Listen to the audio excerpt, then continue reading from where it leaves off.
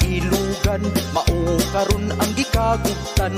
Philippines ang tag-iya, giangkon sab sa China. Mga Chinese nga tikasan, nalapas sa utlanan. Ang mangingisda intawon, dili nila pasudlon.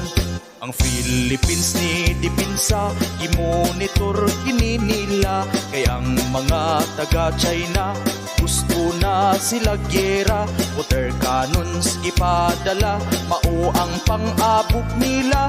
Pero isog ang Pilipinas, dili sa byud mo atras. Unya kalit na gubot, Philippine Coast Guard naglagot. Kay ang Chinese nga way buot, sa tubig nagpapulhot. Perti nilang pangupot, daghang tubig ang nilusot. Ilang vessels kay giduot, sa tubig nga nagpulhot. Mga Chinese nagpadayon, maoy pirmi nilang buhaton. Philippine Coast Guard di paduolon, pasiritan sa water cannon. Mga Coast Guard pagkaluoy, may naputol pang kulamoy. Kay ang Chinese ni atake dito sa West Philippine Sea.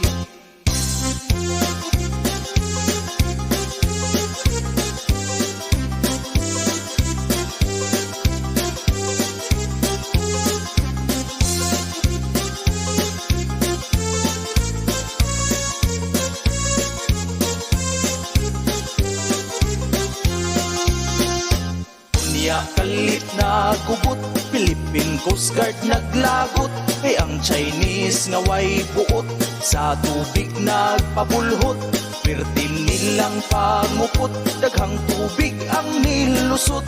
Ilang vessels kay giduot, sa tubig nga nagpulhot. Daghan ang gikuyawan, residente sa Palawan. Kay kung magkagiraman, sila'y unang maapikuhan. Ang hangyo sa katawhan, mao ang kalinaw sa tanan. Way kinabuhing makalas sa China o Pilipinas. Barug Pilipinas nga country, ato ang West Philippine Sea.